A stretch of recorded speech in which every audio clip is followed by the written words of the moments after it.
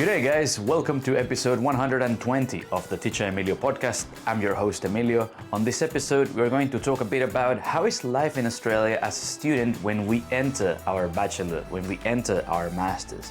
Basically, when we go from our English course into that course of study that we go ahead and enter, right? Basically, how is it when we start facing the real goal? And on this episode, you will notice that we've got 3 interviews, not 1 and not 2, we have 3. And what I've done is I got together with 3 former students. You will meet them very soon. And one of them is finishing a course, the other one is somewhere in the middle, and the other one is like about a third of the course in. Very different backgrounds, different stories, and we talk about what is the best about Australia, what's the worst about Australia, and some other things that I hope that you find interesting. You will see that if you're watching here on YouTube, I've separated the interviews at the bottom, so feel free if you want to watch one and then the other one. And look, without further ado, let's go into the episode. Let's check out our first interview and then, well, obviously the second one and the third one. Do let me know in the comments what you think, if you have any questions. I feel that this episode packs up a lot of good things and a lot of interesting things that we can talk about, not only in terms of being a student, but in terms of life in Australia as an immigrant. If you like this type of content, if you think there might be, if you think that it would be good to have a part 2, do let me know in the comments. Feel free to share this with someone that you think would like it. And look, let's go with interview 1. All right, guys. So our first interview of this episode, where we talk a bit about life as a uni student in Australia. I've brought one former student, Ryan. Welcome to the podcast. Thank you, Emilio. Thank you so much. Thanks for having me. And to the fan of the Teacher Emilio, I'm Ryan. Nice to meet you. I have virtually. To say, you are one of the OGs that listen to the podcast on Spotify. All along. Yeah, all the time. And look, big thank you for your support. And look, obviously I know you. We have met before. For those of you who don't know you, can you tell us a bit about yourself? Yes. My name is Ryan. I came to Melbourne in October 2022. And in the meantime, I was joining the ELICO language program since November 2023, and then that's how I met Teacher Emilio. And then that's when I think that's the timing that you established the Teacher Emilio podcast during that period. And then since that time, I'm the first subscriber and I'm first followers on the Instagrams. And I work as part-time student housing as the front desk, and so maintaining the work-life balance. That's before I come to Australia. I saw some articles about this. So study 4 times and then work as part-time as a student housing. So I was lucky beginnings. I can find the jobs, and thankful Teacher Emilio who helped me all the time. Now, Ryan, it's interesting you tell us that you have been here for a few years already. Yes. And sometimes I post on Instagram, like some of my students are starting uni, some are finishing uni. I think you're on the lot that is finishing. Can you tell us a bit, how has it been, your experience as a student here in Australia? Very good questions. So actually, before I came here, I was a little bit curious, but also a little bit doubtful, because my brother, who actually came to Australia back in 2012, that was, I think I would say, a gold times during that period. So I have heard a lot of good experience, lots of like good stories, and about how easy to find a job. But ever since I came here and hearing a lot of stories, things are a little bit challenging at the moment. But if you say in the uni life, I'm going to say study with the language school, the teacher have the best attitude, and also they're supporting during the weekends. And then they are more than happy to help the essays, all the assignments all the time, no matter weekdays and the weekends. I feel 100% supported studying in Swinburne, being international students here. You touched on many good points, like what we hear before coming to Australia, and then, let's say the reality when we are here, and then we feel all these different things. And before we get into that, so you were saying that you felt supported in your English classes. Can you tell us a bit about how was it when you made that transition or started your course in uni? So yeah, I mean, I'm from Taiwan, so it's I would say small countries in East Asia, and most of the times when we study English, it's more likely to testing our vocabularies, not really put into a sentences. We study because we have tests to do, but that's not I really enjoying it. Because the things that I used to go to multiple countries to join the language program. For example, back in 2008, I went to America in Montana to study like 1 month summer school. And during that period, I feel like those times was just the best time. I feel like I learned something that I can fit into the conversation. And in the meantime, I'm not really worried about like my vocabularies because, like Mandarin speakers, when we are Asian students, sometimes when we always feel like flinch when there's white guys came up to us and then they're asking some random questions and then we always trying to pull up the vocabs. But sometimes it's better if we put into the one sentences rather than just give them the vocabs because we always study textbook from our whole life.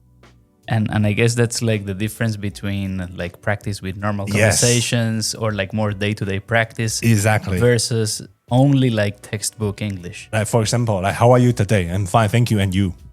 Oh, I would say almost everybody watching has heard that phrase. Exactly. And sometimes we just say, like for example, it's nice weather today. And then we were just like, it's very sunny outside. But sometimes we can more like natural speakers, we can feel like, yeah, it's actually a nice day. Just like more like communicating rather than just describing because we love describing because that's how we memorize those vocabs. It's very sunny, sun shines. Because sometimes I feel like I wanted to put in the words out. Yeah, it's really sunny days. I feel like the breeze just touching on my face. I love putting to those sentences. And then that's how I learned back in times in Montana. And most likely, I guess by doing that, people would get more from conversations because there is more to talk about, or maybe even also like, I guess, as you were saying, native speakers will go, oh, this person probably knows a bit more than, let's say, textbook English. Exactly. And when we think about that, but back here in Australia, would you tell, did that help when you started your master's, meeting local students or maybe even other international students? Mm-hmm. I would say during my studies, and the most important thing that still came in my head is that we have a conversation hub. So during that times, we are encouraged to go to like probably conversation hubs during the noon times before we grabbing our lunch or before we taking a nap. It's actually 100% encourages that we can pop in conversation hub, and there's always a teacher stationed there and ready for us to come to them. Like for example, Ashley, I remember like he's always the one sitting there grabbing a coffee and just working on his project or assignments or like correcting assignments, blah, blah, blah. And I was so happy to sit in there. I think it's my very final step. Like I was in 5B and then there are lots of essays. I couldn't really get really good grades.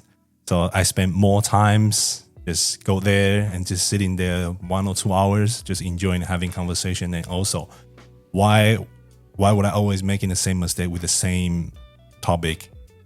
Yeah, like that. And not just that, and also, like I said, like during the weekends or weekdays, like tutor is really supported. Like for example, like I submitted within 1 hour ago, and then I always can get a feedback within like 40 minutes after I submit it. So it's really super helpful. Yeah.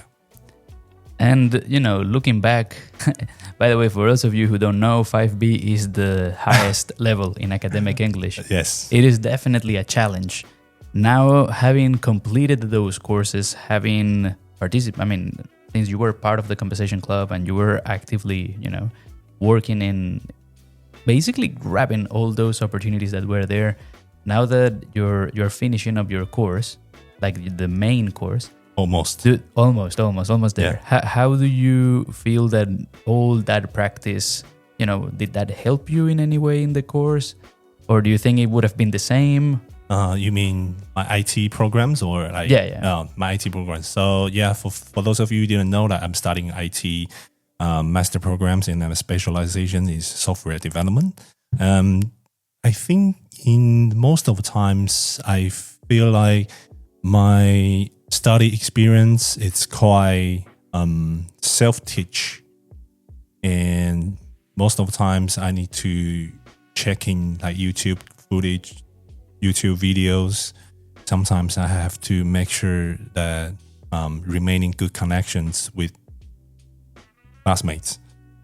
Yeah, it is because I think for those assignments, we probably more like submit it and we're done. And then next week, new assignments, you submit it and then we're done. And the huge difference is between like you studying the ELICO language school, the huge difference is that you're getting a feedback, very constructive, that it's actually going to helping you to write a better essay. And then comparing the essay you have written before, you feel like it's actually much better. But I've seen that drastically different ever since I started in the master degree programs. It's a little bit quality drop, I would say that. And this reminds me when I was a student here in university, and there are times where maybe some teachers would stay after class and maybe answer some questions, or maybe like I would wait in the lecture theater, and sometimes they would be super friendly and, you know, stay a few minutes. Other times it would be more like, just send me an email and I'll get back to you whenever I can. And sometimes that means in an hour, like you said, or it means in a week, or God knows. Okay, quick questions. What's your major, teacher Emilio? Because I wanted to switch into your unit. That was for accounting. Oh, accounting. Okay, maybe I should try that one. Yeah. So it sounds like with IT, I mean, maybe they might not be as responsive. Mm-hmm. Yeah. I would say I have never heard that tutor willing to stay within further hour, even though the class it's already ended, and then they're happy to stay for further hour. I haven't heard that. Oh wow! Okay, there you go, guys. For those of you listening, even for my students right now, you know, when they say, "Emilio, I have a question," I'm happy to stay a few minutes. Obviously, not like one full class, etc. But tricky. I guess we can put that in, as you were saying, like the quality drop. Mm-hmm. And I'm just wondering, coming from Taiwan, were there any like cultural differences? You mentioned how there is a lot of self-learning from your end. Mm-hmm. And I guess that could be like a difference between Australia and other countries, where in Australia, it's more like you are independent, you do your thing, here is the coursework, you can read and do as much as you want. We're not going to be like, spoon feeding you every single bit, which I think it's something that, depending on the program and depending on what it is maybe in South America, where I'm from, we may do that more or less. Mm-hmm. But I think like the consensus is in Australia is very much like that. It's like you're on your own, do your thing, and we're not going to be checking too much. Yes. I would say that's the part of the reasons that Australian education can draw in all of the Asian students coming to study. That's the main reason that we have very, very chill, laid-back culture. Okay. I would say that. And then that's the part of the thing that I couldn't represent everyone. Maybe just for myself. That's the main reason that we wanted to escape from our country, sometimes from the parents, sometimes from the education. That's the main reason.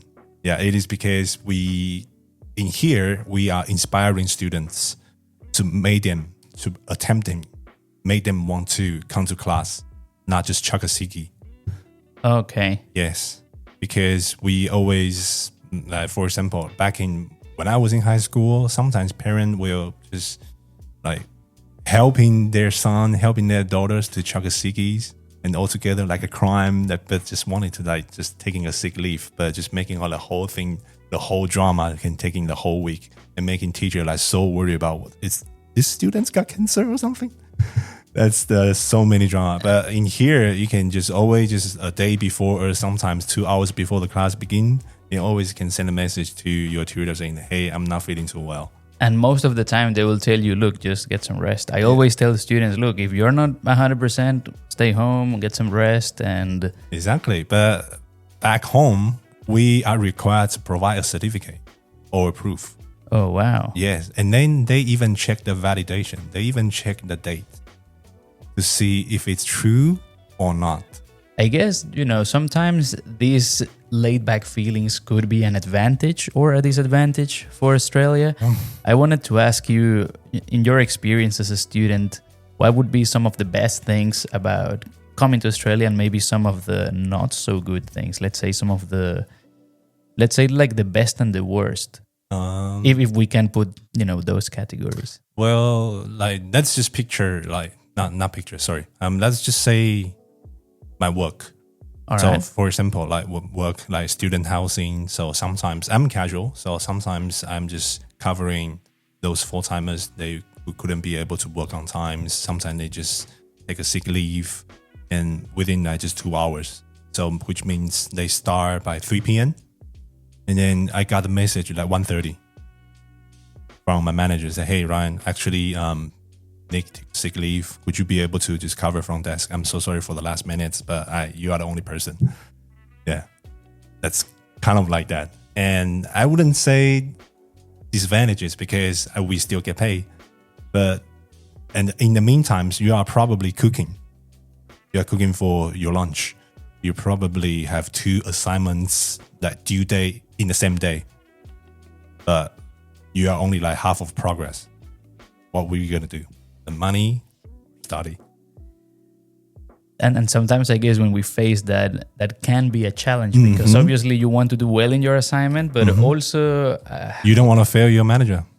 exactly. And by doing that, maybe you're gonna get some more hours at work, and more hours at work could mean maybe overtime when you're working. Sorry, when you are like on holidays. So then you can, I guess, save up for the next semester, or Exactly. Yes. Yeah. And also, what's the major huge difference? Not just with very open for like taking a sick leave if you are feeling unwell, and the other thing to me is that sometimes when we start picking up a new languages, we tend into like pronunciations, but in here, the Aussie accent. So yeah, exactly. There are lots of Aussie slang I picked up back when I was in Ellie Coast, thanks to you and thanks to Dean. And during those times, I feel like, wow, there are so many ways to learn English, not just from the textbook. Because back in Taiwan, our textbook is actually, the audios was American accent and sometimes Canadian. And then very rare textbook, their audio was choose like English accent. That's very rare. But for most of the times, yeah. That would have been a massive difference. Yes, that would be a massive difference. That's the only disadvantages for the Asian students that come to Australia. First of all, that kick off like language center, because we start from American accent, we start watching Netflix, and then we watch those Hollywood movies with the American accents. But by the time we came here, and then we asking someone's opinion, they say yeah, nah. And we were like, okay, so that means yeah? Does that mean nah? What does that mean? Or sometimes that we say, hey, you want to go for a pop? And they were like, nah, yeah. So what does that mean? So in the meantime, when I was in Ellie Coast, I feel like that's the most fun times. I'm not just studying, and also I'm enjoying the life. And I mean, you touched up on something that you liked. And a quick note, mini English class, that's super Australian, by the way. Yeah, nah, yeah. Always focus on the last thing that an Australian says to you. If anyone says to you, do you want to go to the pub? And he's like, nah, yeah. That means yes, let's go. And the other way around would be like, yeah, nah. So, and sometimes you get the nah, yeah, nah, yeah, nah. And then you only focus on the last thing that people say. And then... Yeah, exactly. You touched up on this, I mean, before we continue, I want to ask you, how about things that you liked? From your perspective, things that you liked about Australia and maybe things that you didn't like so much.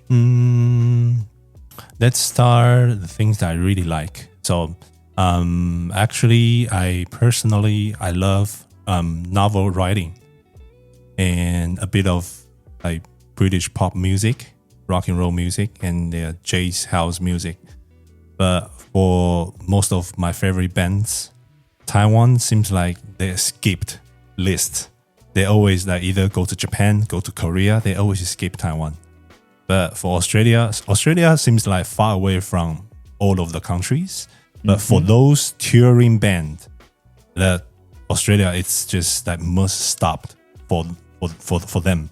And then it's like kangaroo selfies, and then for those musical equivalent, you know what I mean? Like they always come to Australia. Yes. So in last year, because I'm a diehard fan of Coldplay since I was back in university. That was almost like 15 years ago. I've been a fan the whole time. But now, last year, dream come true. Whoa. Dream come true. So you did go to the concert? Yes. And then that cost me 600 Australian dollars. 600. But I think it was worth it. That's 100% worth it. It's in Marvel Stadium back in Dockland. It was just walking distance from my apartments. So can you imagine? I finished work by 7 p.m. and then I just straight down walk there and then just show my tickets and then just enjoy the vibes. Everyone is warm up and see those people sitting down there and playing music or singing all along together. I'm like, okay, this is it. I've been a diehard fan for 15 years. And then in this year, they're quite small. They are indie band, like indie rock band from UK as well, from Leicester. Their name is Kasabian. That's my favorite band as well. They came in March. They go to Forum in Flinders Street. Ooh. Yes, they're quite small band, but I'm a diehard fan as well. So it's all like a dream come true to see your favorite bands giving a live concert in front of you. But in Taiwan's, not gonna happen. So I would say that's one thing I really like, because those touring bands, they choose Australia, like either once they finish like North America, and Australia might be their second stops. So that's really good. And like dislike, I would say the high cost living here. It's really challenging for us. It's not cheap. Yeah, it's not cheap. Yeah, it's not easy. Like for example, I was having ice cream last night because I was work, and I feel like I need to boost up because I was 8 p.m. and then I clock in like 3 p.m. So I feel like, okay, I just need something to boost up. So I feel like, okay, there's a gelato shop just next to us. So I feel like I just tell my friends that, hey, I'll be away for like 5 minutes. I just want to grab some ice cream. And then I went there. I just pick, okay, tiramisu seems fine. And can I grab one? All right, I just take it. And then the post machine shows how much. Guess how much? Tiramisu, I'm gonna say. Yeah, just one scoop. Oh, one scoop. Okay, just one scoop. Like, guess how much? I'm gonna say 10. 10. I'm gonna say no. I wouldn't buy it. It's 6.9. Ooh, okay. One scoop, 6.9. Maybe 10 is for 2 scoops. Yeah, maybe. But still. Yeah, still. Yeah, and then after I just present my card, I swipe it, it's $7. Maybe that was that weekend surcharge or something. Oh. Yeah, everything like it's so expensive. Like during the weekends, I always like stuck in the dilemma whether I should go out for shopping because it's weekend. I should go grocery shopping during the weekdays because it's surcharge. True. Yes. And some of my friends, they know I'm looking for student housing. And then their contract is going to expire with a residential contract. So I'm thinking about like looking for new apartments. I would just say, so we both are students. You should come to our, should just considering to living here. And then this is the 529. I did check your website, 529 for a single studio. Yeah, it's so definitely it's housing crisis. It's the price gone up. I would say every month it's something that you found like, that's cheap. But in next month you find like, oh, what happened? Why? When you see those prices. Something I tell students is try not to compare prices with your home country because most likely you will go crazy. Yes, exactly. But even still, it's hard to. In this circumstance, I've been here for 2 years. So at the beginning, since I landed, the first thing is that when I arrived Southern Cross, I get myself a coffee. It was literally medium latte. It was literally just $4. $4. Mm-hmm. 4. Now $5. So I would say, okay, $5. It's just okay. But when you're going to the heart of the CBD, 6.5, 7. True, and I mean, I guess then there is that dilemma. Like, I remember asking myself, and I had to say many times no. It's like, hey, let's go out to the pub. I'm like, no, I'll meet you after the pub. Yeah. Or it's always like, what if we drink in my apartment before we go? Or it was always trying to find a way to balance those things. Yes, balance those things. Yes, exactly. And then it's not just that you wanted to like saving the budget. It's just you couldn't save. Like price keep coming out. You couldn't save. You could be trying to find a way. Like you keep going to download the different apps for those students that uni days or student ages. That's the apps that show you the discounts. But those times it was just like within like 2 days. You missed it, then gone. How about, I'm having a great time, by the way, Ryan. Mm-hmm. I hope you too. We're getting close to the end, so I have to ask you. Yes. Thinking about all the things we talked about and your experience, what would be your advice to someone who, just like how you mentioned at the beginning, like before coming, you were hearing things about Australia, someone who, let's say, maybe just recently came to Australia, or is thinking of coming, what would you tell that person? I will tell this person that you have to make sure you have very strong enthusiasm in languages. I would say that. It is because, for example, teacher Emilio, who at least have 4 languages, if I'm not mistaken, 4 languages, right? Espanol, English, Chinese, Japanese, 4 languages. That's the very good advantages that you are a good example. I'm not saying that because I'm here. I'm truly think that 3rd languages will be our advantages for those international students, because I would say probably within 1 week since you landed, you probably start worrying about getting a job. But it's really hard. It's really challenging because there will be like 200 people look after the same jobs. But what makes you outstanding? I mean, when HR watching those CVs, what makes you stand out? I would say your language. That would be the first advantages. So that's why I keep saying that during ethical times, you have to make sure just master your English skills, master your writings. And it will definitely help. And look, thank you. Yeah, 100%. You want to make me blush. And how about, this will be like for someone just landing. I love that tip because if I say it, it's maybe boring because the teacher is saying it. But how about for anyone who is, let's say, already? I literally had a group last week. They finished their 5B. They're about to enter university. Great. Yeah, kudos, shout out to them. Great. Then, as someone who has done that path, what would you say to somebody who's about to start their university course? University life. I would say always make sure that when there's new assignments, or always find the contacts on the Canvas, because Canvas is most likely all of the university's education platforms. You can find all the resources, you can find all the modules, you can find your marks once you submitted your assignments. I think that's the really useful tools you have to paying attention, because at the beginnings, I was so happy because I can understand what is assignments about. And then I got low grades because I didn't check the rubrics. Oh, yep. So I was saying paying attention to the details, and then always feel free to reach out to your convener. That's the second thing. Always paying attention to the rubrics. Make sure that you understand fully, because sometimes you didn't check the rubrics. You might feel that, I just start working on from my own perspective, which is very risky. Yeah, because maybe I guess what could happen is I think they will be checking these areas in the assignment, and maybe they do, right? I'm not saying that we're going to be always wrong, but I guess what could happen is, yes, these areas will be assessed. Correct. But maybe there are other things that have like more weight, Yeah, more weight of the getting high scores. Exactly. Yeah, I would say that. So pay attention to the details. Otherwise, you're going to get low marks, There which you go. you don't want that. Yeah.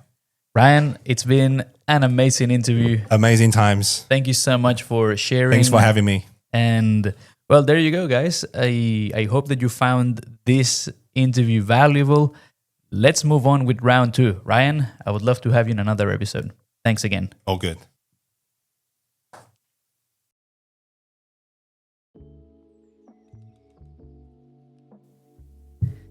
And now let's continue with our second interview of this episode. I've brought a student that is not finishing uni, but is on right in the middle of her studies. Grace, welcome to the podcast.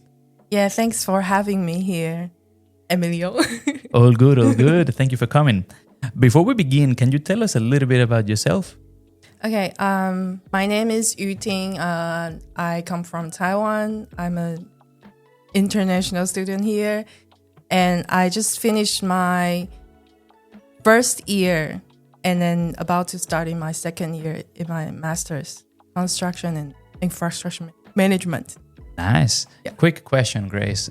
Normally, when I tell students before they start their masters or their courses, usually the first year it's, let's say, the warm up, you're getting used to everything. And then the second year is maybe a bit more challenging. How has it been? How was your first year? My first year, it's it's challenging. Yeah, I would say the most difficult part is not about the assignment or the courses. Like the obtain knowledge is not like that. The challenging part is about the other thing. For example, communication between you and your classmates, your team member, or it's about that. It's about that. Question. Since, for those of you watching, we met in the English classes, like let's say the courses that get you ready before you start your main course. Can you tell us any differences between, like, let's say the beginning before going into your course and then after you started? Because I think a lot of people find the theory part challenging and maybe communication. I mean, maybe it is challenging, but it's interesting to know. It would be good to know why. Okay. First, I would strongly recommend every student get to the ELICO's English course before the main course starts, because for me, I spent probably 4 months in ELICO's program, and that gave me that gave me more time and rooms to settle down in Australia.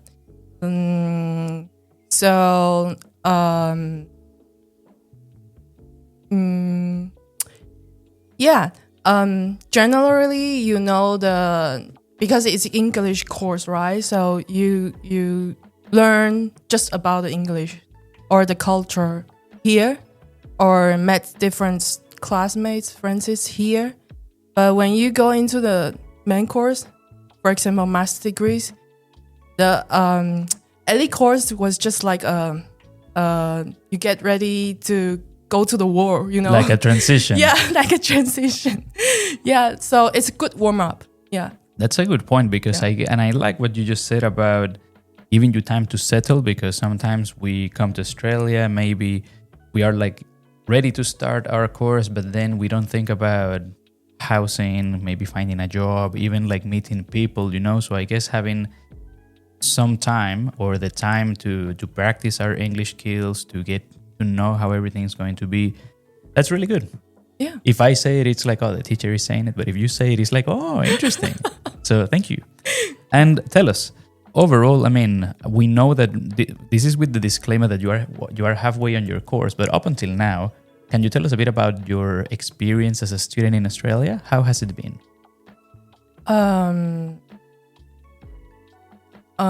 I would say it's really amazing. Like, except for the higher education part, I think being a student in Australia is like you can feel like this city, for example, we are in Melbourne. This city is really inclusive and diverse, and then you can explore different layer of this country. So,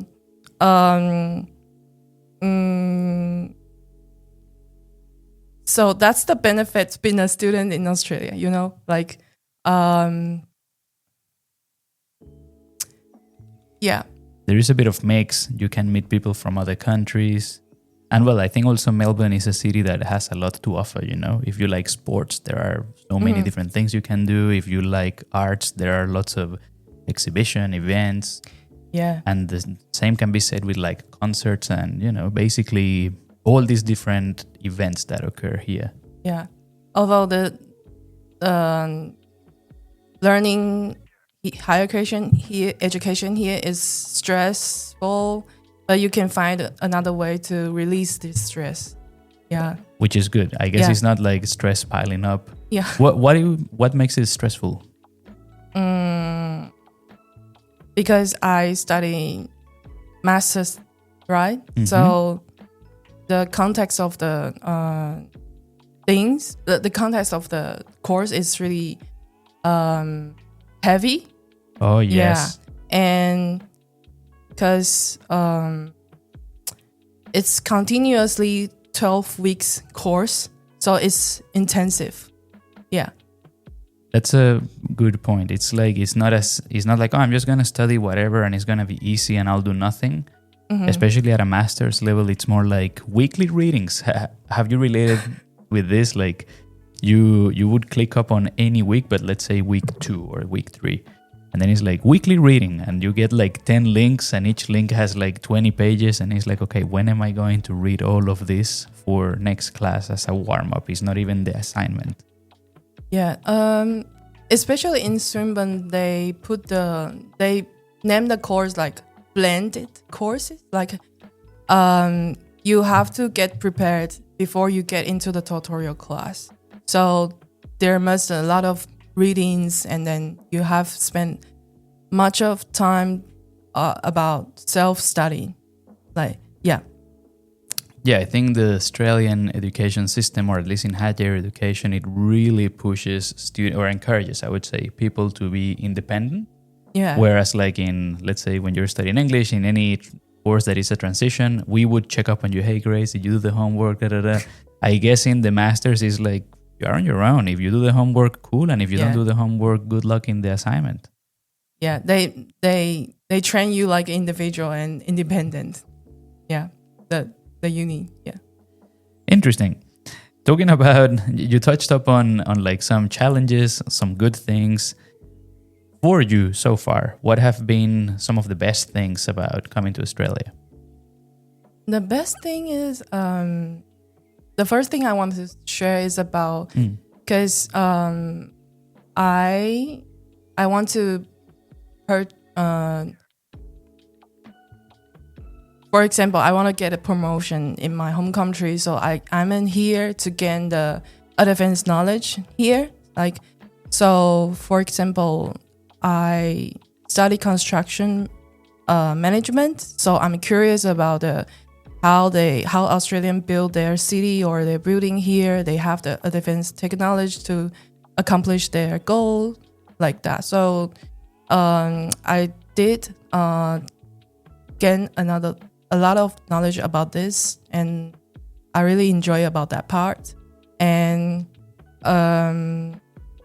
the other thing is you know different background people here. I really interested in explore people's point of view from different culture, and it's really fun. And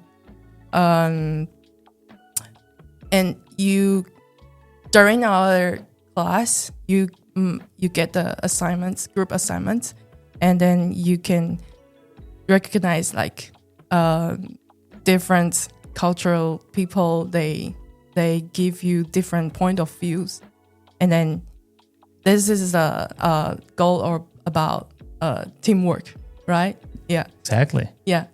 This is really interesting. A part of me was thinking as I listened to you, I didn't meet that many people from Taiwan in Venezuela. Maybe we have a Taiwanese community in Venezuela, but I mean, it's for this to happen, it will be more difficult if it happens in my home country.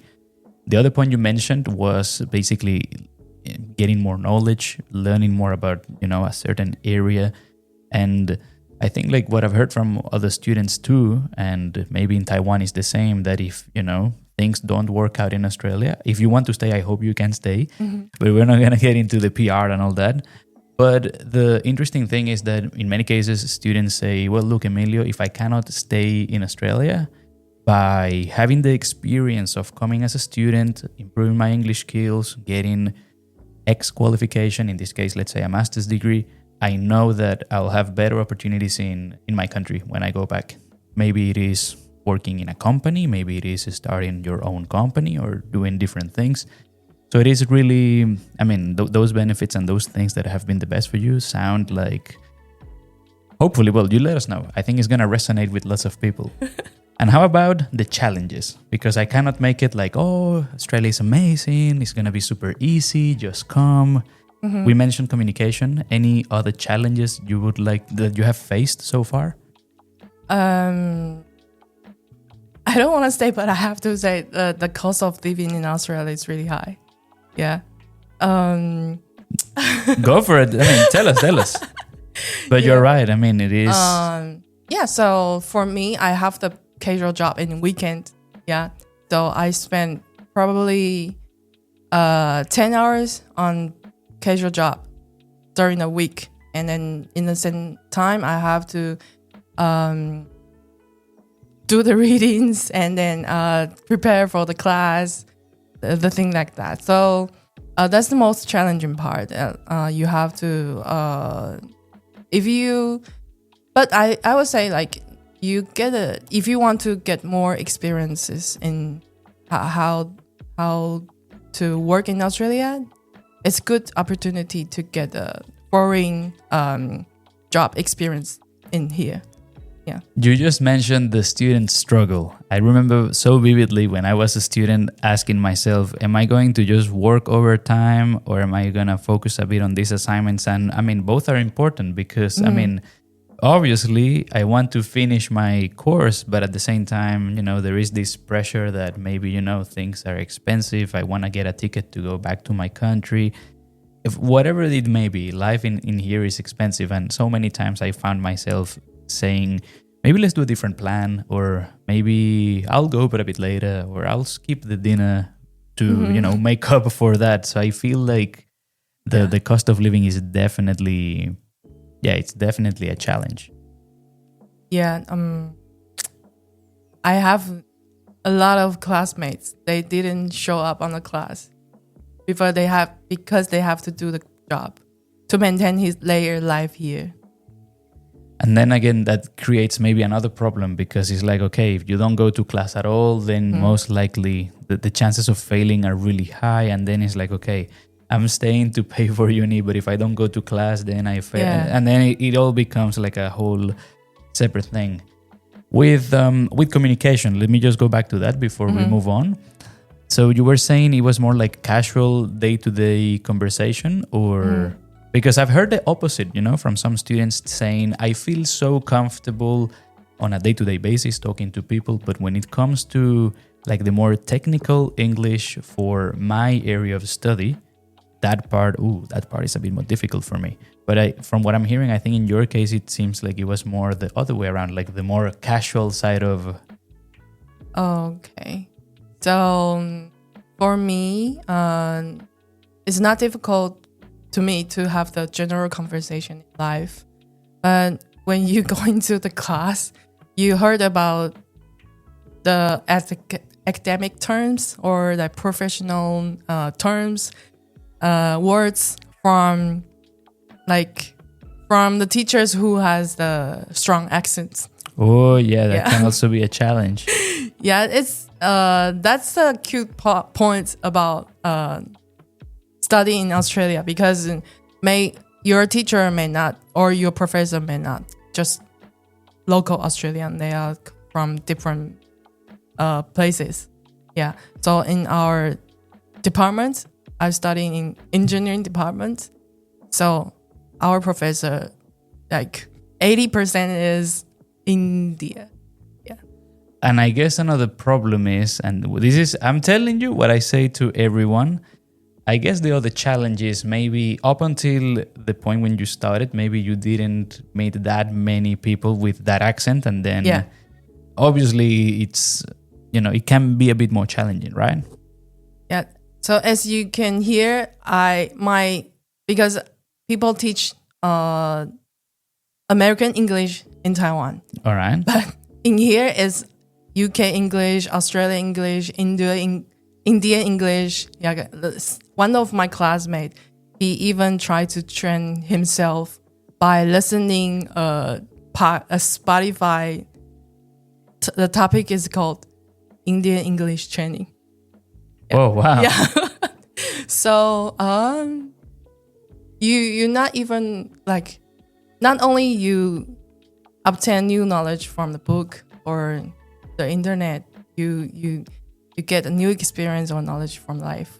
Yeah. After the first semesters, is it any better? I hope you're not, or you're like Emilio. It's still a bit. I'm still like focusing a bit, but hopefully it's easier than before, right? Yeah, there always some way to figure it out. Like for example, I download the app, translator app, which has different accents options you can choose, and then that helped me to get clear knowledge from the class. I guess not only a tip for you, but for anyone watching is I remember when this wasn't with an Indian accent, but this was like a very strong Aussie accent, and it was a lecture that was almost always 3 hours. And I remember just going in the whole semester, I always finish with a headache. And something that really helped me, because this is like, a few years ago, we didn't have too many recorded classes back then. And what I would do is just phone recording, play, and then the class would finish, and I just listened to that recording a few times. It was a big challenge, but I think like towards the end of the semester, after listening to every class like 2 or 3 times, I felt a bit more comfortable, and it wasn't like I'm always focusing. Yeah, I get used to those accents now. Yeah, by listening the recording couple times. Oh, there we go. Yeah. So as a international students, you might spend more time than others on the assignments or the courses things. Yeah. Now, moving on to the next part, we talked about good things, challenges. What about the things that you like the most and maybe that you like the least? I like the most. I would say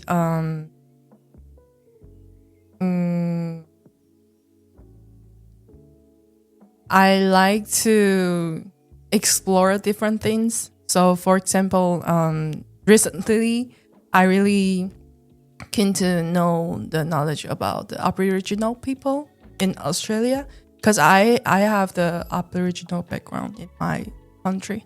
Oh, all right. So I try to learn, not even in a class. So I signed for the group tour in different places. For example, last time I went to Bendigo, the city is that city or town, like 1 hour away by car here. I joined the tour. They introduced the Aboriginal culture in Bendigo, how they obtain or how they reserve their culture there, and how they value their culture there. Yeah. So in this topic, they put a lot of effort to obtain or reserve their culture in Australia. So in lawful way, in educational way, and I did learn a lot from that. Yeah. So you definitely can explore this city in different ways as you want.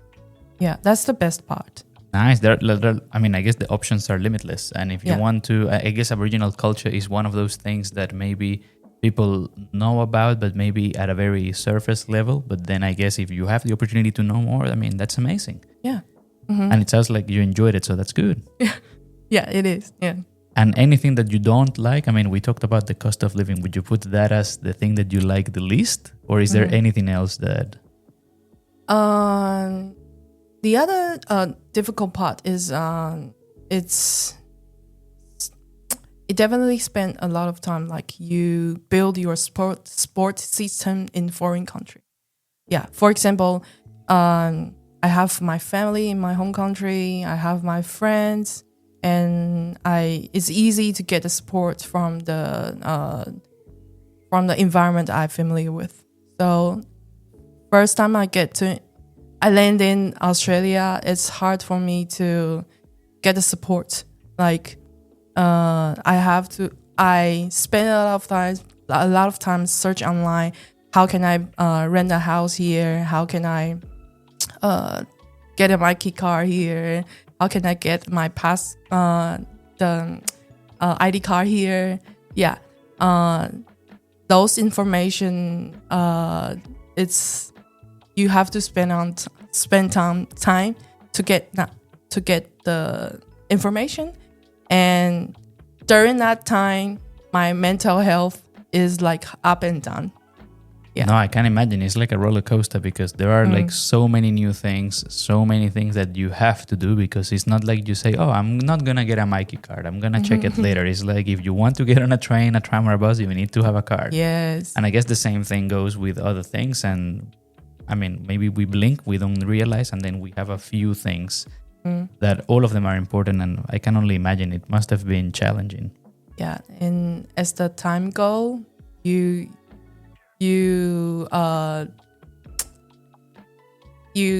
facing different challenging throughout your life here. Yeah. No, of course. And, we're getting close to the end. I have to ask you now, what would you say to anyone watching, listening that is, thinking, oh, maybe I would like to go to Australia, or maybe like you just mentioned, someone that perhaps just arrived recently in, I don't know, let's say 1 to 6 months, that person just arrived. What would you tell that person? It's like advice. Yeah, exactly. Whatever you feel like. Yeah. What would you tell that person? Advice or? I would say even if there is so much difficulties or challenges, this study abroad will be your best decisions in your life. Yeah, and then there is always way to figure it out. Like, for example, I met Emilio in Alicos, and then he's caring about students, their life, and their English ability, something like that. And then it's a surprise of my life. So that it must be the best memories of my life. Wow, you want to make me blush. And, it sounds, I mean, maybe we have heard that a million times, but it's true. I guess I couldn't agree more. Putting yourself out there, trying something new, like going to a new country, it can literally change your life. Yeah. Now, how about, I mean, that was really deep. Thank you. How about for those students who are finishing their English courses, maybe it could be ELICOS, it could be finishing an advanced English course, it could be maybe I got my IELTS, I got my PTE score, I want to start university, or I got accepted in university, they're going to start.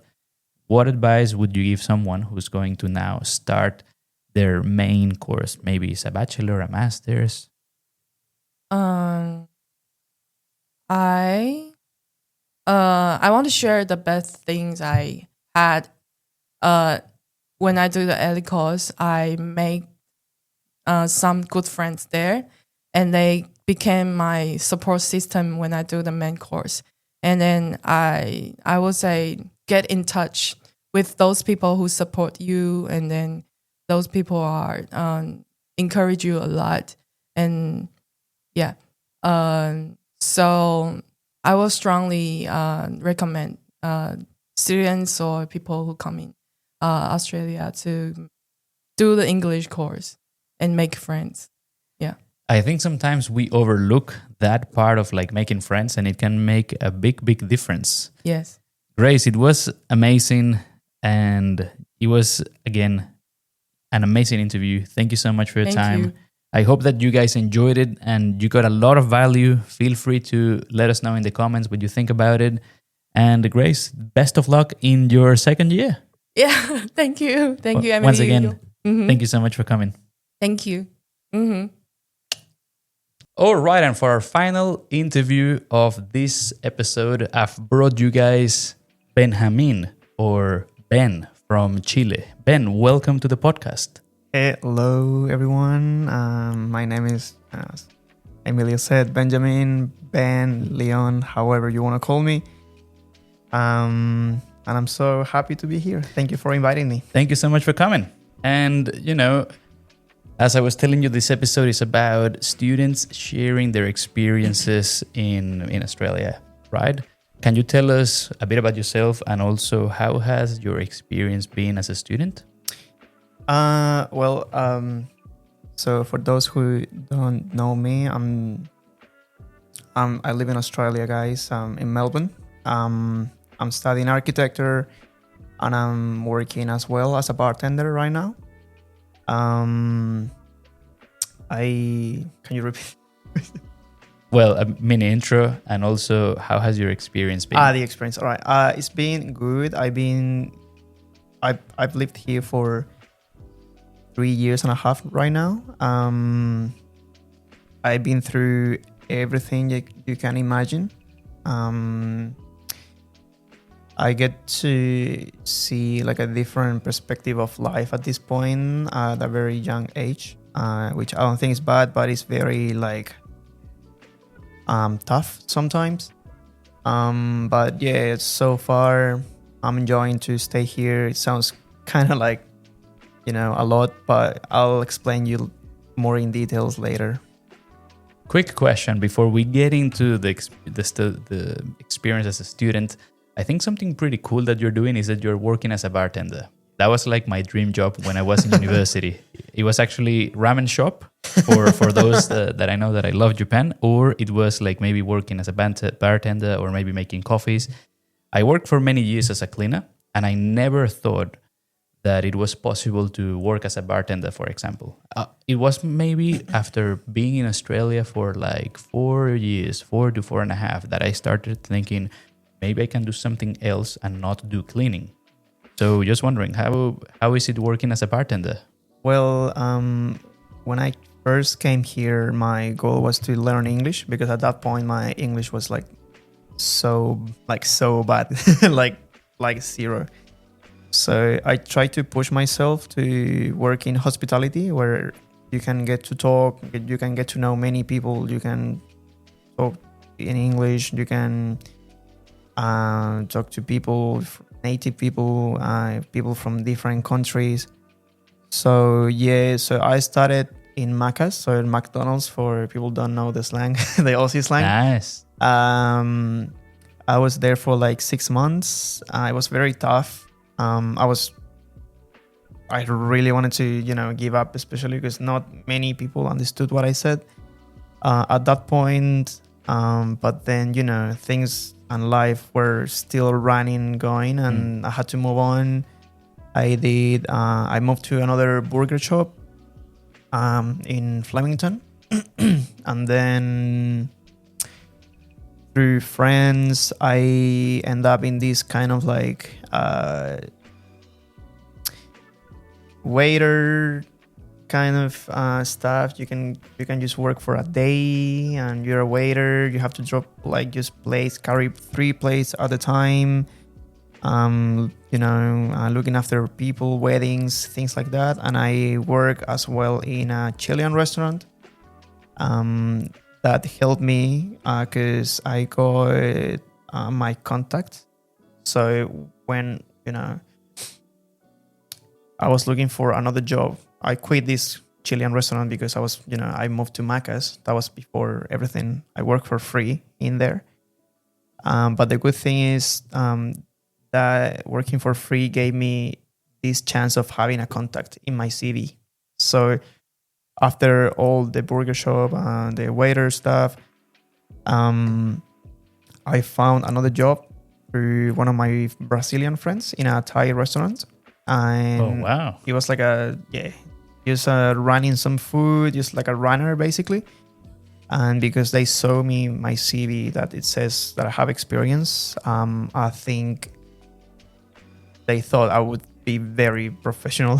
But Nice. but I kind of I did maybe like 2 weeks working in that place, but all that matters is the CV. That's when I realized that experience is everything. Now that you mentioned that, quick tip for anybody watching: local experience, it's probably king. I mean, I'm not an expert in, career advice and all that, but I mean, it definitely helps, right? Because as soon as someone asks you, like, do you have experience? You're like, yeah, look, boom. And then I guess it gets you in the door. I know I was about to work as a cleaner, as everybody was doing it. I was getting so many offers from my friends, but I knew the money was good, but I didn't care about the money. I mean, I still had to pay, my things, but I was trying to achieve this goal of mine of getting and improve my English. So I ended up in this Thai restaurant. I found out it was kind of fancy, so we got to a point that they were missing a few waiters and bartenders. So I was using between like my bartender, the bar manager asked me to be a bartender, and the venue manager asked me to be a waiter. So I did kind of both. And at that point, I was trying to get and learn how to make coffees. I was trying to be a barista in the restaurant because we also sell coffees. So I remember I was getting to my job maybe like 30 minutes earlier to just learn and how to make coffees. I was remember watching videos getting home to make what people drink here, like mochas, espresso, piccolo, macchiato, latte, the classics. I got to a point that I got better, and the bar manager saw that, and he was like, I think this guy has something. And I was also asking for a lot of spirits, like the restaurant has a cachaça, a Brazilian spirit, pisco, this one was from Peru, and another one from tequila's classic Mexican. And I was like, all right, this is gonna be mine, right? Oh, nice. So I remember like getting home after work. I was studying in the morning, I was working in the afternoon to night, and then getting home maybe like at 1. And I would remember watching videos of how to make cocktails. Like everything is on YouTube, so I was like, I have no excuses to not learn. And I put a lot of effort. I remember like going to different bars, going to different venues to also get to know and get closer to the hospitality culture in Melbourne.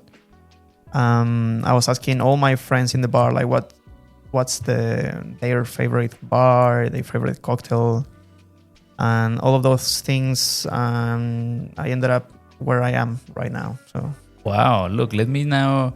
And you were saying that before I say that, that's really inspiring, because maybe there is someone listening that it's maybe like me in, let's say, the cleaning bubble, and there's nothing wrong with that. But maybe that person is thinking, oh, I get a feeling that I could do something different. Maybe if you are listening and you think that this story, it's probably your call. It's like, go for that, Because sometimes we all need a bit of a push, and that's good that you didn't give up. It's like a mix of perseverance and going for it. And I really understand the money thing, like, but I also, from, my family or how I was raised, like, you need to make some sacrifice thing. You need to sacrifice things to get other things. And I remember like the first couple of months was, tough because I didn't find like a good job, good money, but ended up in a a very good position that I improved my English in very quickly. I get to spend a lot of time with Aussies. I feel like I'm very into this culture. Like people, sometimes I say things that they are like, "Oh, so where are you from? I know you have this accent, but are you from here?" And I was like, "No, I'm actually from South America." And I'm like, "Oh, right, like, oh, crazy." That's awesome. But yeah, just everything is possible, but you need to make the effort. You said at the beginning that, let me just take you back 1 second. You said at the beginning that it was like a roller coaster, right? Yeah. It was a bit of good, a bit of bad. It gave you perspective in life at a young age. How would you, and you also were studying in the morning, how would Yeah. you compare, let's say, the Ben from that time versus now? Because now you're midway your degree, right? Yeah. Well, With a lot of experience under your belt as well. I'll be very open with you guys. I remember like I was really exhausted. I would remember like thinking of, oh, hopefully like a car crash on me. Whoa, okay. Well, because I was like getting so stressed. Like imagine a busy restaurant with 200 people getting in and you don't know what they saying sometimes. And they expect you to speak English in a high level. And I'm like, "Oh, sorry guys, I don't understand. And I need to call someone, a coworker, to get this person what they ask for, because I can't understand what they're saying." So imagine that frustration plus studying in the morning. That means I don't sleep. I was living at that point an hour away from university. So I remember no sleeping at all. Like, and an hour to travel to uni. I was wearing my uniform in classes. And then after I finished classes, I was going straight to work. I fell in love with coffee. Wow. That's how I ended up drinking a lot of coffee, because otherwise I would not be able to. It was like the fuel. It keeps you going. Fuel. Yeah, I was like, I need this. It's not like I was not a fan of coffee. I'm a tea person, but coffee sometimes you need it, and it's like, oh, fuck, I need to drink to keep going. I keep moving this machine. But yeah, it was very tough because after work, we were imagine around like 11 p.m. I get home, 1 hour later, 12, and I was cooking as well, so it was very tough at that point. It took me like 1 year, 2 years 1 year and a half to get things work out in a better way. And comparing right now with the past then, I think I look back and I feel like I'm proud of all the things that I did, because I did it for a reason, and I can see the reason right now. And right now I don't need anybody to help me to translate something from a customer. So I can do everything by myself. Studying, I get to choose my own schedule during the week. So that is something that took me a while, but I worked that out in a very, good and efficient way. Sounds to me like you're reaping all the rewards, all the, you're collecting, let's say, all the harvest from that hard effort. And wow, that's amazing. Once again, congrats. I feel like, if I'm, happy and inspired by this, I'm sure that more than one listening. Oh, thank you. So again, that's awesome, Ben. And, thinking of, seeing all this, improvement, progress, I'm just wondering, you touched up on like a bit of the next question, but I still want to ask you. Feel free to, tell us a bit more, or we can continue, all good. But it's like, in your experience as a student, what has been some of the best things and maybe some of the worst things? For students, I think the best would be getting to learn in things, subjects, or whatever you guys are studying in another language. with another people with different cultures. I think that is the best thing. Because I was raised in Chile, so I moved here when I was 21, and all my life I thought my world was just that kind of environment. And then moving out to Australia, I realized, classrooms are actually different in different countries. Like, people are different. Languages is a different thing. There's different ways to explain and teach, and get knowledge, So I think that's the thing that I like the most. Having this different perspective of how you can study something. Like, I was very shocked when I first came here, and one of my first teachers at uni was not even Australian, and I was like, wait, what? I'm in Australia, but my teacher is not Australian, and I was like, what happened here? Yeah, so that is Australia. No one is from here. Like, sounds crazy, but it's true. I remember I had maybe like 8 subjects, and like maybe just 1 or 2 were Australians. So I was like, wow, that is crazy. And also Melbourne, because here Melbourne is, yeah. we say it's a mix of cultures, but true. I mean, you're right. I mean, Australia is a mix of so many different countries, cultures. And how was that study experience? Because you said that, you came and your English wasn't as good as it is now.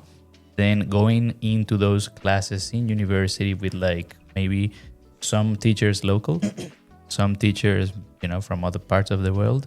I guess now classmates are not only international students, you have like, but maybe you had that experience from work. So how was it like from that aspect in class? Did you have any shock in that sense, or it was more like all good?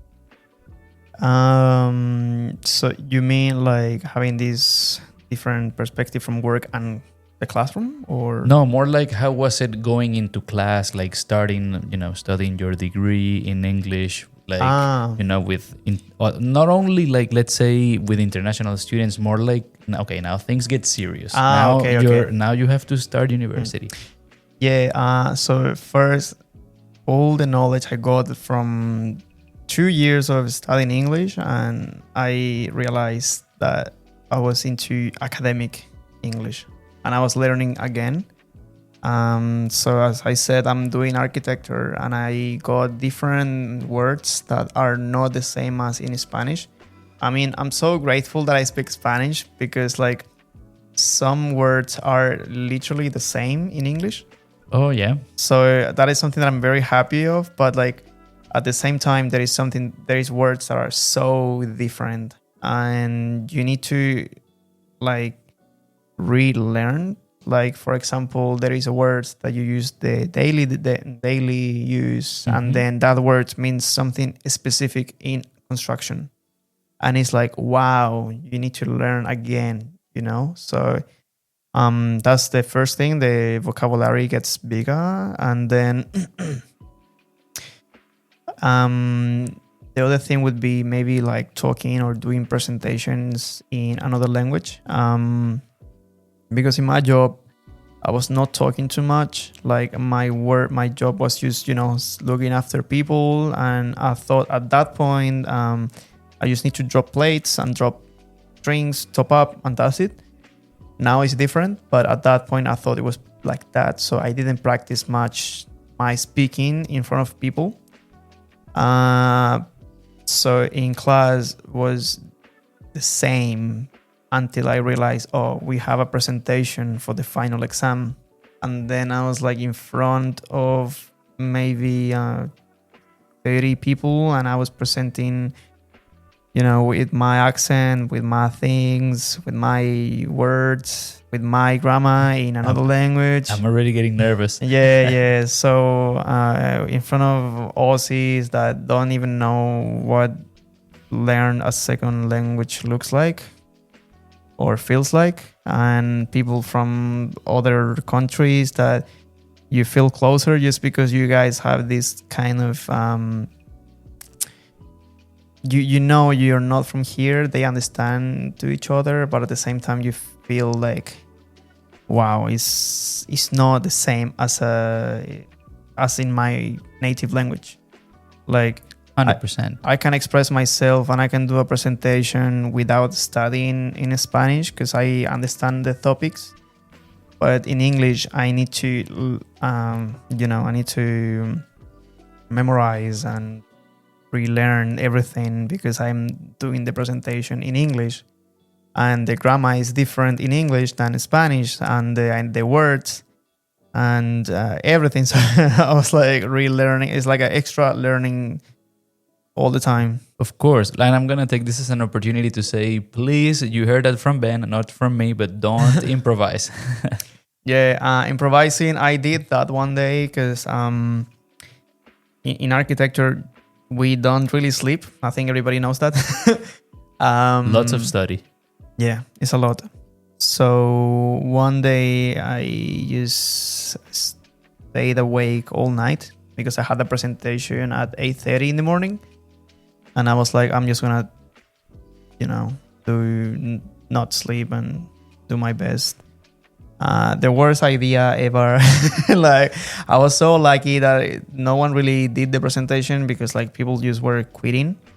So I was only me presenting in front of 2 guys, but those 2 guys were Aussies. So I think they thought, what the fuck this guy is talking about? But to be honest, like, I feel like everybody who wants to study in another language, in another country, would understand me when they get to this point. That you get to a point that you do and you make so much effort that you don't really care anymore. Like, I remember I had so much stress from work, so much stress at home because I need to, I'm living by myself. I mean, I live with roommates, not I can't afford a house, guys. It's so expensive. But, I need to do laundry. I need to cook, clean, shopping, all of that. And that plus work. When you get tired and you do things, you get stressed at work. And after all of that, you need to go to study and you have a presentation, you have exams, you have all of these things that makes you feel overwhelmed. And I'm like, I get to a point, I don't know, that I feel like my stress level go higher. Like I see right now at this point, I see my coworkers through stress, and I'm like, that's nothing. That is nothing, And I don't know if that is an advantage or no, but I take it in a good way. No, I mean, we need to try and get the best from it, but definitely, I think you are touching up on so many key points. I would also add to what you were saying, and on top of all those things, you also want to try and have social life, because you're not gonna stay at home doing nothing the whole day, and on top of that, then you've got friends and family back home, and then it's like juggling with all those things. Now you mentioned that, I want to say something else. Is if you guys wanna move to another, not Australia, any other country far away from your family, and you need to think that you're not gonna see your family. Like, it sounds like easy, but it's an everyday thing. Like, every day you're not gonna see your family. It's gonna get tougher and tougher all the time. So I just want you guys to keep that in mind. Every time that I get sick back home, I had my mom or my grandma looking after me, making soup. If I'm here and I feel sick, no one is gonna do that for me. And I need to make the soup. I need to eat the fucking soup. Yeah, fuck. No, I need to fucking go shopping and get the Exactly. chicken and then cook the fucking soup. So it's tough. So imagine work, studying, the stress, living by yourself, whatever, plus social things that you wanna go out. You don't really have the energy sometimes, and when you have you try to When you have the energy, you try to socialize, but then you miss your family. You call them. You got the space for this, and I also want to mention that when you socialize, you in this country especially, you're gonna get to know many people from different countries, a lot of friends, but at some point they will go back to their countries or whatever is gonna happen in their lives. You won't see them all the time, so it's a very hard thing that happens, especially the first year. Like I remember my first year, I was getting to know many people that you get tired of. It was so many names, and then it's like I can't. But then when you get closer with someone, there is a point that they start living and following their dreams, and it's so. All I mentioned, the study, work, life, social things, family, that it also adds something else to this, this life, this international student life or working holiday, whatever you guys doing. It's not easy. So I have a lot of friends who wants me to follow me into this country, and I always say, guys, please. Try to find something that makes you relax, relieve yourself, because you need to find something that you can hold to, and you need kind of like trust, and your comfortable zone, because as I said, you don't have your family, you don't have your things, so you need to start realizing that you're not a kid anymore as well. You need to start making a more mature decisions, and that obviously is challenging. It's challenging, yes. I've met so many people that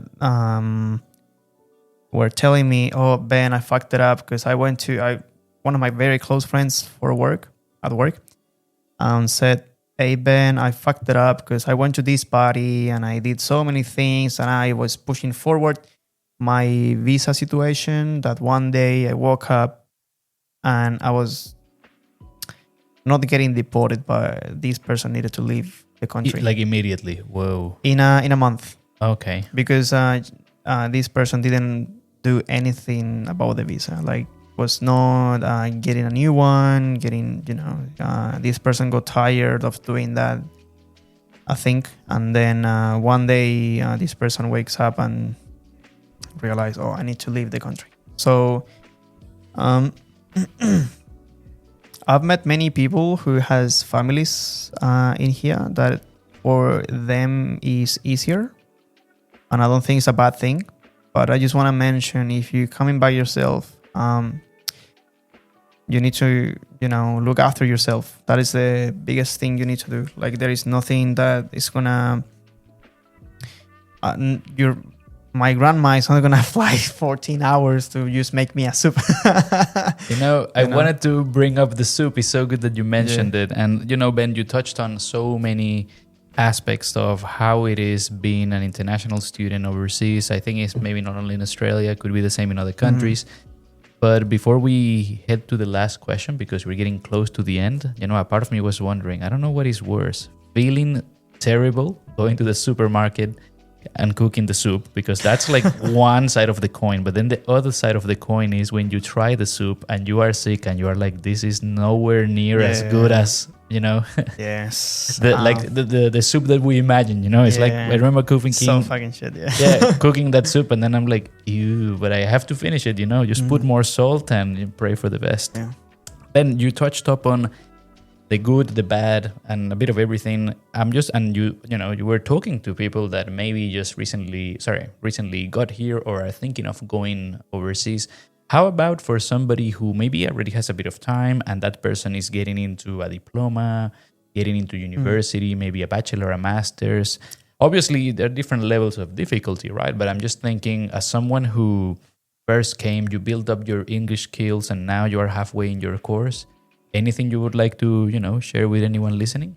For someone who has, more time and different goals, they set up in a better way in life and wants to move to this country and studying. I think the best thing to do is to understand that this country is the same as any other country in the world.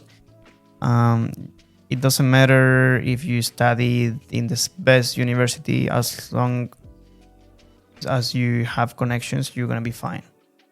Like, you need to understand, you need to get to know people, you need to get out of your comfort zone to see and get to know people that are doing the same as you, to have better experiences or different chances to get a job. Because if you're only aiming to study, like, sorry, but that is not how the world works in my eyes. You can try, it works sometimes for some people, but especially, I'm talking about my degree in architecture at the moment. It's very hard to find a job. So for me, and I feel like everybody should do this, you need to start making connection. Networking is very important. Ben, look, that's awesome. And I mean, I'm just going to leave it as it is, because again, it was just great. I had a fantastic time. I'm sure that everybody watching too. If you've got any questions or feedback or comments, do let us know in the comments down below. And look, Ben, now that you're halfway through the course, maybe we could do a part 2 when you are finishing, or when you finish, when you get that next job. Oh, that's awesome. Thank you. All right. Well, I'll probably see you on the next time then. Yeah, easy. Thank you so much for having me, and I hopefully I help someone out. If someone has any question, they can also reach me out. I don't have any problems. I feel like when someone asks me for advices in this country, I don't like to say the good things, because there is so many good things. Like, as I said, in South America, the place that I grew up is not the safest. But here I've been in the worst suburb at 3 a.m. by myself, and nothing happens. Like, there is nothing, coming from these countries in South America, there is nothing that makes the same. It's not the same. It's not the same Australia, and it's a different country. It's a way, Anyways, there's so many good things. I can tell you also the bad things, things that not many people talk about, and I think it's very important to talk them if you want to stay here longer. Because I've seen many videos talking about how much money you get, how easy it is to get a PR, how easy it is to get a car or travel. Yeah, it's easy. Yeah, I mean, it's not easy, but like, it's easier than people from different countries, like, especially in my case, from South America, where you get paid less. But yeah, I just want to emphasize that not everything is good as it looks. So yeah, I'm just gonna leave it as it is. There you go, from Ben. I think we need to do a part 2. It was really good. And once again, Ben, thank you so much for coming. Thank you for having me, and yeah, hopefully I answer all your questions in the best way possible. And yeah, thank you and good luck to everyone. Boom. All right, welcome back. This is now getting very close to the end of the episode. I want to say massive thank you to you for checking out the interviews. And of course, massive thank you to Ryan, Grace, and Benja. I really appreciate you guys. Thank you so much for coming in, sharing your story. I really think that everybody is going to connect in some way or another. I'm sure that some of the things that you said are things that people will relate to, and it will definitely help students or people who are about to start uni, or basically people thinking, oh, maybe I want to go to Australia, or maybe I just recently arrived in Australia. So once again, guys, thank you so much. And also thank you to you, because you were probably watching on YouTube. Maybe you were on Spotify, because I only like Spotify, Emilio. And if that's you, thank you so much. Don't forget to share this episode. That's the best way to support the podcast. Obviously, if you haven't already, don't forget to leave a review on Spotify. Subscribe to the channel if you like this type of content. And once again, thank you so much. I'll see you probably next week on another episode or on another video on YouTube. Take care and bye for now. See ya.